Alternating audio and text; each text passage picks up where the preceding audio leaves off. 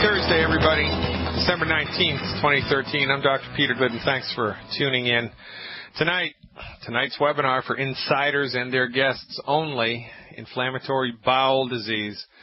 Everything your medical doctor didn't tell you about it.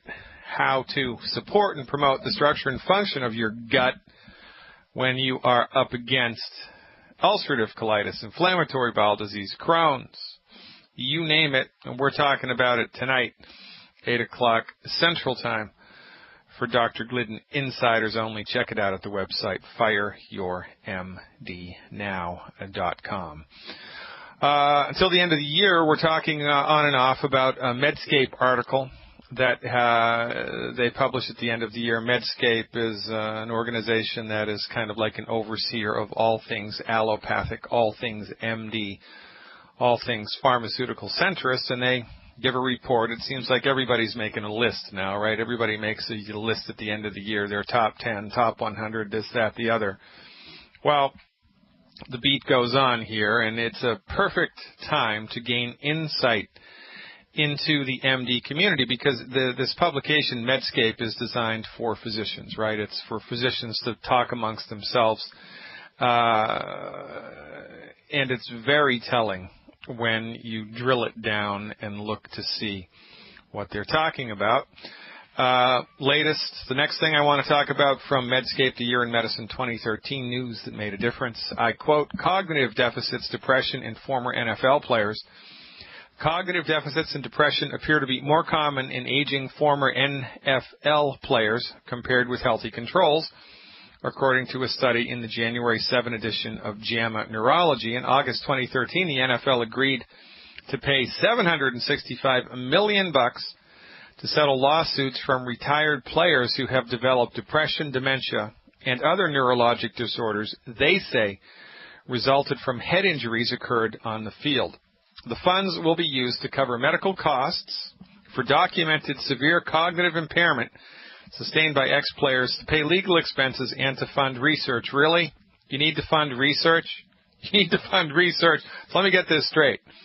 You've got 250-pound to 350-pound men, over 6 feet tall, most of them, quite a bit bigger than that, running into each other at full speed for 5, 6, 7 years, knocking themselves in the head intentionally, and you have to spend millions of dollars on a study to see why that gives them cognitive impairment?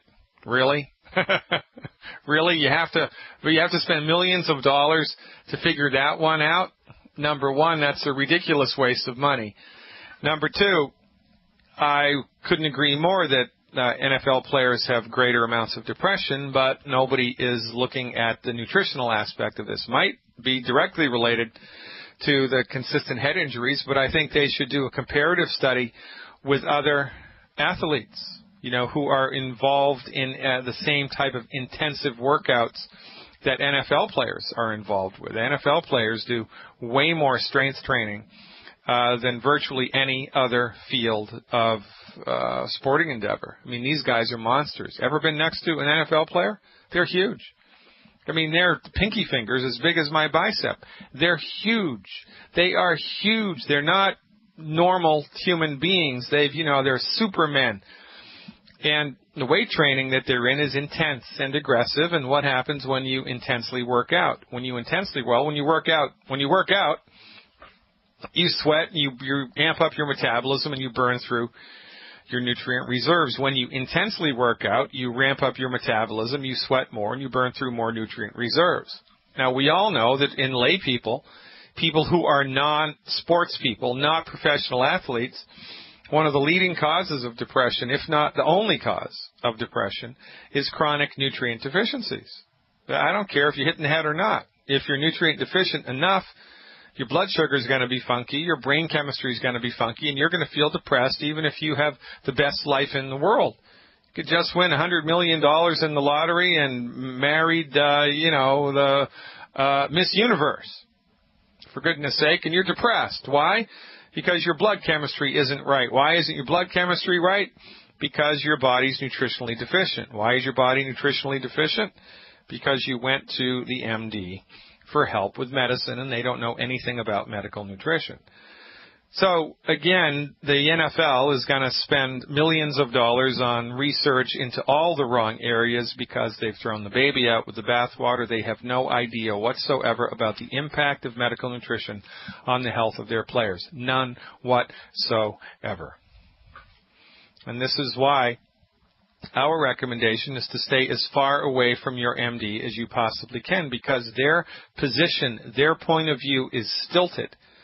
It's one-sided. It's lopsided. It's an inaccurate observation of the data, an inaccurate interpretation of the data. They can observe what's going on, but the conclusions that they're led to are completely incorrect because they're only looking at half of the picture. But they don't know that they're looking at half of the picture, and this is the problem.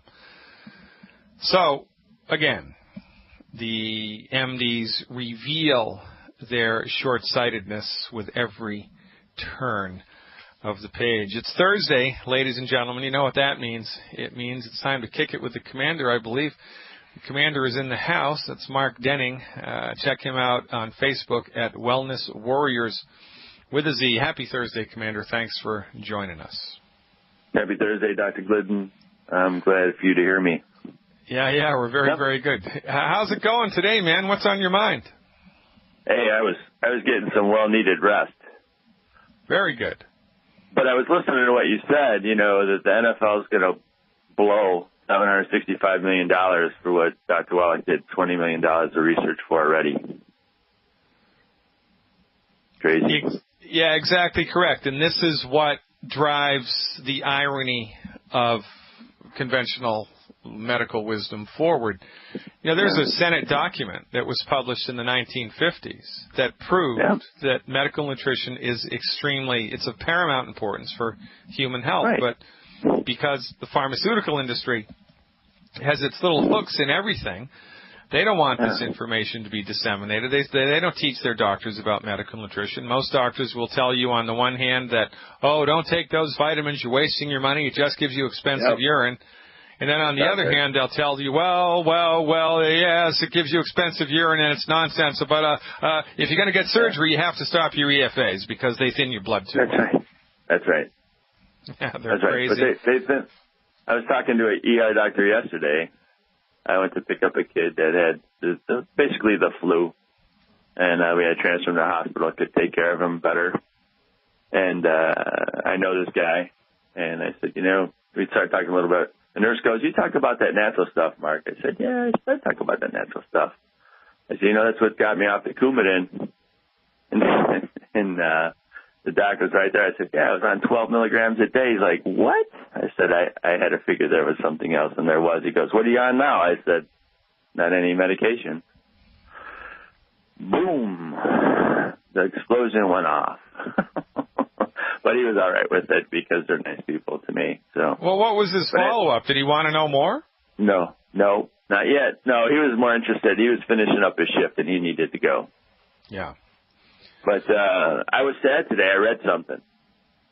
13-year-old goes in for a tonsillectomy in California. She comes out, eats a popsicle, and now she's brain dead. Wow. What was the cause of that? They don't know. The hospital's we're looking into it. Yeah, we're looking into it. All right. So we feel bad for how she is, but we're looking into it. Yeah, and see, right. So number one, who needs a tonsillectomy? Nobody. Number two, why do hospitals do tonsillectomies? Because it's an easy procedure, it's easy money, and they've got to, they've got to fill the quotas.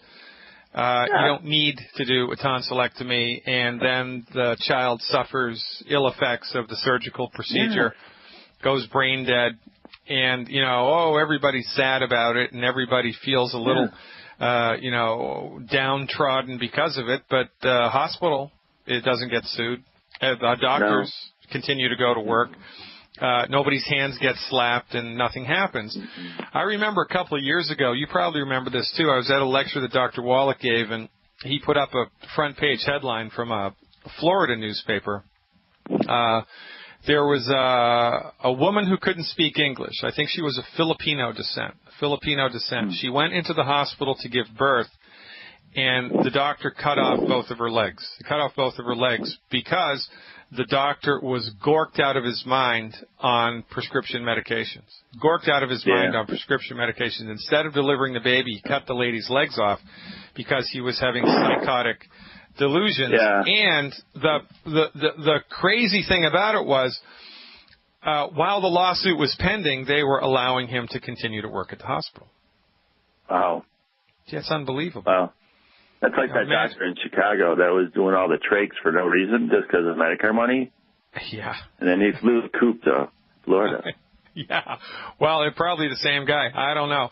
But, you know, the thing about it is if an herbalist hurts somebody with one of their treatments, if a naturopath hurts somebody, if a chiropractor hurts somebody, chiropractor killed somebody, naturopath killed somebody, you know, we'd be all over the front page news. Oh, don't go to see those hokum pokum quacks. It's all nonsense. But the MDs do it every day, and we give them a pass.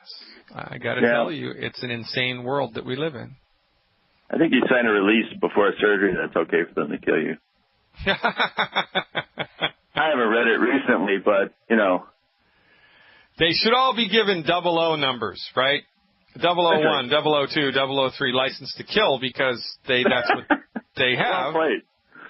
It's a license to kill. And, I think if the average patient, the average person on the street knew that their doctor had a license to kill, they might think twice before they signed up for another go-around. I don't know, man. It's a crazy, inside-out, upside-down world. But all I can say is thank the Lord for Dr. Wallach and for Longevity, because we are chipping away at it, one patient at a time. 866-582-9933. 866-582-9933. I'm Dr. Peter Glidden, joined by Mark Denning, the wellness warrior himself. Back after these messages. I love that tune. Welcome back, ladies and gentlemen. Dr. Peter Glidden here, kicking it with the Commander. This Thursday, the 19th day of December 2013. The year is quickly coming to a close, and very soon Christmas will be upon us. Commander, what's your New Year's resolution? You got any? Not yet. It's more of a continuity thing. I'm going to try to reach out to more children to improve their health in the new year, for sure. Yeah, that's a great idea. That's a really great idea. However, often, to get to the kids, you got to go through the parents. And if they keep eating the way they're eating, they're going to kill themselves. So. Well, yeah, so somebody has to take a stand. You were talking a little while ago about a children's book, right? Oh, yeah. It's in progress. What's the tentative title? I can't breathe. I can't think. I can't play. I can't breathe. I can't think. I can't play. I love it, because that's an exact representation of what's going on. And by the way, ladies and gentlemen, you want to be horrified? You want to see an epidemic that you didn't even know was there? You want to see Machiavellian, mediocre, MD-directed medicine in its most malevolent form? Go to your public school at lunchtime. Check in at the front desk, get a little badge. You're a citizen. Your tax dollars are paying for the school, so you get to go and check the school out whenever you want. Go in at the school at lunchtime and take a seat outside the nurse's office and just watch what goes on. You will be horrified at how many kids are lining up for their meds. You will be horrified. The Commander is spot on. Our children are our future, and they are being manipulated a lot by improper understanding of very easy to understand pathophysiological stuff like ADD, ADHD, and stuff like that. These kids need medical nutrition. They don't need Ritalin, for goodness sake. No, God, no. Hey, my buddy, when I was in junior high, he was classified as ADD, which was kind of not really huge then, because I was back in the early 70s. But he would have to drink a cup of coffee at lunchtime, and he would have to go to the nurse's office to do it. Wow. And it would settle him down for the afternoon. But now we need Ritalin. Give him Ritalin. Yeah, it's interesting. The original study that was published about Ritalin, touting its effectiveness for kids, the data was completely made up. It was fabricated. The guy that wrote the article, I forget his name, he was sent to jail, actually. He did suffer the consequences of it, but that was 2 or 3 years after the article had been published, and, the horse was out of the barn. And the MD community, the pediatric community, was so in bed with the Ritalin thing by then that they wanted to save face. And even though your primary research was faked, in that case, somebody did go to jail, but they continued to prescribe the stuff, which is another reason to fire the MD, because when they're wrong, they're not going to admit that they're wrong. And these kids that overdose on there, I've taken care of kids in emergency rooms that overdose on Ritalin. And some kid liked it so much he did it twice. And I was like, we've literally brought him back from the throes of death. And it's just amazing what that takes, and disheartening, because I had all that experience in the military with chemicals and biological weapons and all that. He's got to be good with poison, with toxins. So let the commander handle that, So there I am pumping kids' stomachs and doing these other things and that. But, God's gift to me was that, and that's a good thing for me to be able to draw from both ways, and that's why I hang out with you. And there you go. God thanks for you too, Dr. Glidden. Well, it's teamwork, Commander. Amazing. I mean, we all bring different strengths to the table. I'm very excited, actually. The more that I think about it, the more I get excited about a book like this. I think it's a really great market. I think it's a really good thing to do. I think it's a really good thing to do because the children really need to get it. And oftentimes, if the kids are exposed to some of this information and then they start talking to their parents, well, maybe we'll get an automatic foot in the door. You never know. Strange things have happened. We got a full boat of phone calls here, buddy. I got to let you go. Check him out at Facebook. Ladies and gentlemen, Wellness Warriors with a Z. Mark Denning, thanks, buddy. Keep up the good work and have fun. Make them better, man. Have a very, very Merry Christmas. 866-582-9933. 866-582-9933. Going to Oklahoma when we come back. Do you have a tech team, ladies and gentlemen? Tech teams are awesome. I highly recommend that you get one. 866-582-9933. 866-582-9933. Give me a shout. Let's talk. Let's go to Oklahoma and see what William is up to. Hey, William, thanks for the phone call. You are live. William. Yeah, William, come on in. Dr. Glidden here. You're live. Okay, can you hear me? Perfectly. Okay. Got a question or a couple of questions. I got a friend that was back in the days promiscuous, and what she ended up getting was genital herpes. Yeah. And I was wondering if there's a cure for it, and then also about, I don't know if you know of Hilda Clark. I've read her books and stuff, and she was like the biological scientist that created the Zapper. What you call it? Created the, I can't think of it. Yeah, called the Zapper. Well, yeah, not just the Zapper, but she was the one that's supposed to help create the AIDS virus. And I think the Zapper was one of the cures for it, but I think she's supposed to create like organic cure for it too. And I was wondering, from what I read, it's actually cancer, hepatitis B, and smallpox mixed together, which is what makes AIDS.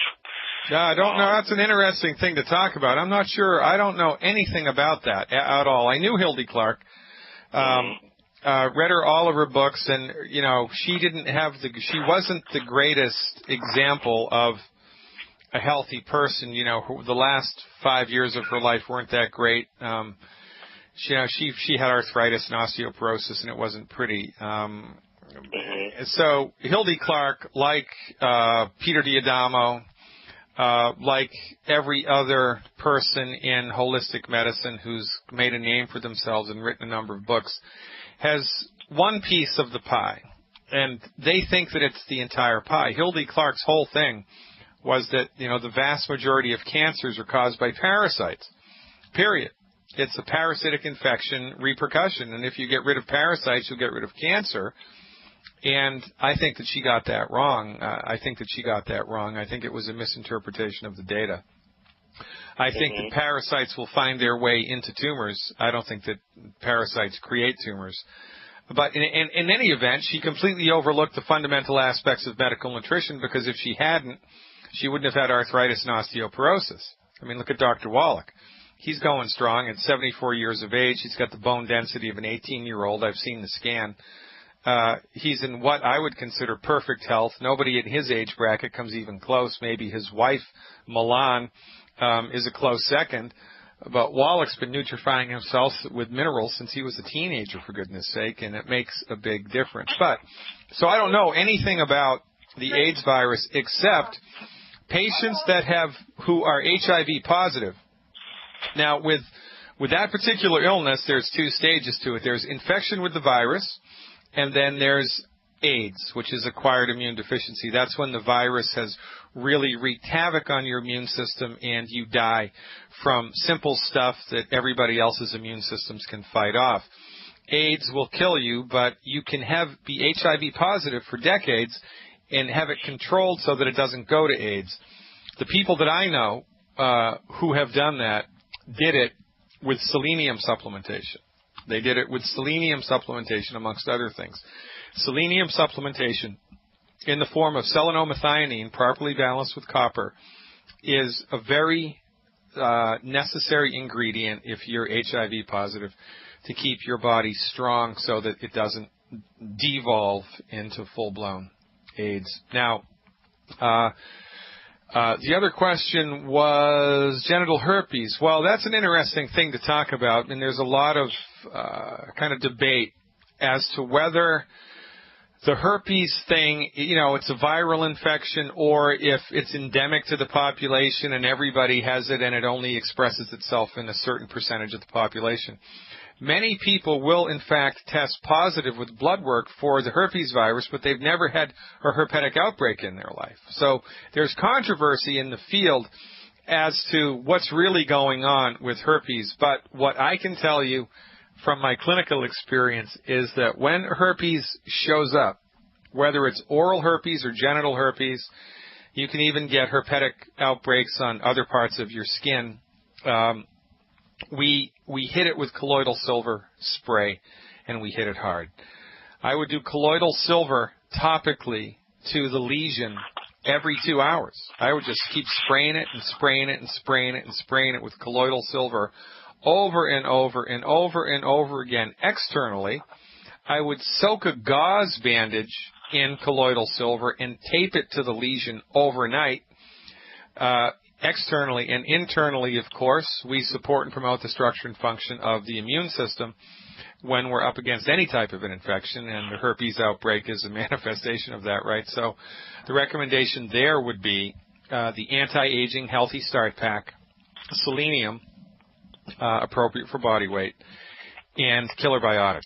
The recommendation for killer biotic would be 2 capsules 3 times a day with meals if you're under 100 pounds, 3 capsules 3 times a day if you're between 100 and 150, and 4 capsules 3 times a day if you're over 150 pounds. 4 caps 3 times a day. Take the killer biotic with a meal and stop taking it once the lesion is gone. And if you do the internal killer biotic and the healthy start pack and externally do the colloidal silver spray, you will dramatically reduce the expression of the virus on the surface of the skin. And if you maintain the discipline, which is our whole thing, right? Our whole thing is nutrify the body every day, clean up your diet every day, eliminate the 10 bad foods every day, and build your strength every day.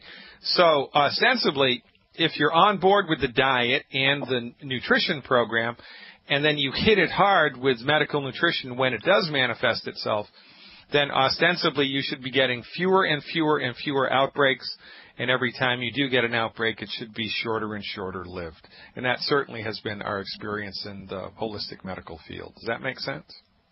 Yeah. Would it eventually kill it off, or is that something that she would... It's a good question. Nobody knows. I mean, nobody knows. And, what does it mean to kill a virus? Because nobody knows. I mean, nobody even knows what a virus is. A virus is described as being on the edge of existence. Is it alive? Is it dead? Nobody knows. A virus can sit on the tabletop for 5,000 years and be exposed to extremes of heat and cold and radiation, and nothing happens to it. And then it enters into a living body, either an animal body or a human body, and all of a sudden it expresses itself. And what the heck is that? So, is it alive? Is it dead? Nobody knows. So when we're talking about viruses, it is a completely different conversation than when we're talking about bacteria or parasites or yeast or fungus or stuff like that. Because you can kill that stuff. But with viruses, nobody knows, man. And that's really where the money should be going. There was a guy years ago, you probably heard this story. His name was Rife, right? What was his first name? He invented a machine which used electromagnetic radiation. It used sound, like radio waves, to destroy bacteria, viruses, and, organisms that were in the body, microscopic organisms. He could tune his machine to certain frequencies, and the vibration of the frequencies in the blood would destroy the organism. It would destroy it. It would kill it. It would smash it. It would disintegrate it. Like when those opera singers, they have a wine glass in front of their mouth and they hit just the right note and the wine glass shatters. Well, it's the same idea. He invented an entire mechanism to kill microbial bad bugs without drugs, and guess what? The FDA shut him down, confiscated all his material, and blackballed his research. Isn't that interesting? You want to do an interesting little internet search. Look up, his last name is Rife, R-I-F-E. Look up Rife frequency generator and prepare to have your eyes wide open. William, in Oklahoma, how'd you hear about us? Actually, a lady named Carolyn had called in before. She sent me, emailed me your information, and I wanted to have your online where you can go. I guess this is like on with you on the phone, and then I wanted the online thing where you can actually be online and listen to you talking, chat messages or questions to you or whatnot. But I couldn't find that. Well, I can tell you how to get that. That's easy to do, and I'd appreciate the support because this is what we're doing. We're spreading our word through a grassroots organization. Just visit my website, fireyourmdnow.com, fireyourmdnow.com. And once you're on the website, there's a little button at the top of the page in the menu bar. It's called Become an Insider. Click on the Become an Insider button, follow the instructions, and you will have a subscription to my online health recovery stuff. You'll have access to 100 hours of archived health information webinars and 4 hours of live webinars every week. Tonight, we're having a live webinar on inflammatory bowel disease for insiders only. But you can get a subscription right now and be on the webinar tonight. And I would look forward to that, William from Oklahoma. Thanks for the support. Thanks for the phone call. Keep up the good work out there in Oklahoma. Ladies and gentlemen, 866-582-9933. If you're listening to the podcast, 855-347-3696. That's 855-347-3696. We've been talking a lot about the Medscape article that was released last week. It's called The Year in Medicine. Let's keep that ball rolling right now. Breaking news, according to the MDs, one of the top, 20 stories of the year is celebrities continue to raise disease awareness in 2013. Angelina Jolie's headline revelation in May about her positive genetic test for the BRCA1 mutation and subsequent double prophylactic mastectomy stunned the world and put the entire field of breast cancer medicine on high alert. Her story is the epitome of individualized medicine, said Eric Topol, MD, editor-in-chief of Medscape. Well, end quote. You know how I feel about that. First of all, the BRCA gene is a very real thing, but it's not a gene, it's a mutation of a gene. And rather than try to understand what causes the mutation and whether or not the mutation can, in fact, reverse itself, which we believe it can. The MD community is not about that at all. All they do is look to see whether or not the gene is present, the mutated form of the gene is present in your body, and if it is, they recommend that you cut your breasts off because the only reason you get breast cancer is because you have a breast. Now, Dr. Wallach's research on cystic fibrosis showed a similar thing with a genetic mutation for cystic fibrosis. Dr. Wallach could cause cystic fibrosis to happen in rhesus monkeys at will. He could make it happen he could cause the mutation at will in monkeys, number one, which was supposed to be impossible, because before Dr. Wallach's research, it was thought that cystic fibrosis was a humans-only disease, and that it was an inherited thing, like you inherited the gene and that was it. You're born with it, and it's only a matter of time until it expresses itself. It's nonsense. It's not a gene, it's a mutation of a gene. What caused the mutation of the gene? Well, in the case of cystic fibrosis, it was not enough selenium. Not enough selenium in the blood of the pregnant mother while the little monkey baby was developing in the womb. Well, wouldn't it make sense then that it's entirely possible that the BRCA gene mutation might be caused by a mineral deficiency and might therefore be reversed by the same? Your MD does not want to know. We need to get informed about it. We need a clue. Let's go to San Diego and see what Nelson has to say. Hey, Nelson, thanks for the phone call. You are live. Hi, Dr. Glidden. It was a privilege to talk to you. My first time. I'm over here in San Diego, and I got Yvette, precious friend of ours, and then she has a problem, got diagnosed with breast cancer. She's on the line. She probably you can talk to her and see what we can do. All right. What's her first name? Hi, doctor. My name is Yvette. Hello, nice Yvette. To meet you. Well, hello. Everybody does. Thanks for calling, Yvette. How old are you? I'm 43 years old, and I was just diagnosed with breast cancer, invasive breast cancer, stage 2B. Okay. So, do you have a laptop or a way to read books online, a Kindle or anything like that? Yes, I do. Yes, I do. All right. So here's what I want you to do. I want you to go to my website, fireyourmdnow.com. Click on the store button and download to your Kindle a copy of my book. It's $9.99, and you'll have it immediately. I've only got one book right now. It's called The MD Emperor Has No Clothes. Okay? Okay. I want you to download a copy of that book, and here's why. In that book, I wrote a small chapter on cancer, and the chapter on cancer has 10 questions that every cancer patient needs to ask their oncologist. Okay? Okay. So the oncologist's view of cancer is that it's their way or the highway, that you have no options other than what they have to bring to the table. And even though what they have to bring to the table might only give a 1% benefit, and all these negative side effects, from their point of view, you just have to shut up and drink the medicine because it's the only thing that there is for you. Do you understand that? Exactly. Yes, that's what I've been receiving, yes. Okay, so you need to politely educate yourself and maybe even your doctor into the bargain. So here's what you should do. You should make a copy of those questions, and you should visit the oncologist with a witness. Don't go by yourself.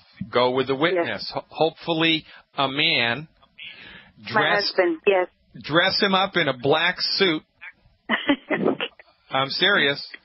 Dress him up in a black suit and put dark glasses on him and have him stand behind you with his arms crossed while you are politely sitting down asking the doctor these 10 questions, and record what the doctor's answers are. Now, when you ask anybody, and I don't care if you ask the oncologist, I don't care if you ask a shaman in the rainforest in Brazil, I don't care if you ask me these questions, whomever you ask these questions to, their answers will tell you what you need to do, right? Okay. So, now, it may be that your particular type of cancer is very well managed by this type of therapy that the MD brings to the table. It may be that your type of cancer is completely untreatable by the MDs, and that they're just going to try to do whatever they can because there's nothing else that you can do. You need to know what your chances of a successful outcome are. You need to know what the side effects of the treatment are. You need to know all of this stuff. But they're not going to be inclined to tell you these things unless you ask. Yeah. Now, they put me on a treatment yesterday, doctor, for a hormone treatment, and they're telling me that one of the side effects is that I'm going to get uterus cancer. But he said, don't worry about that because we're going to perform a hysterectomy too. So yeah, it's insane how they think. Yeah, it's insane. I'm like, what are you listening to what you're telling me? But, it's so much to absorb when I know. Getting all this information. Well, yeah, and the fact of the matter is that you're scared to death, right? You know what it is? That there's so much, and I have faith in God, and I said, Lord, I put this in your hands, but also guide this man to see what needs to be. Right, well, I'm with you 100%. We're up against a hard break. Stick around. We'll talk more about this when we come back. Actually, it's going to be a long break. Can you stick around? Yes, no problem. All right, I'll look forward to it. Ladies and gentlemen, hour 2 coming up at 6 after the hour. We're going to talk it through. Everything you need to know about breast cancer, but your MD was unwilling to tell you. I'm Dr. Peter Glidden, your steadfast advocate for health. Stick around.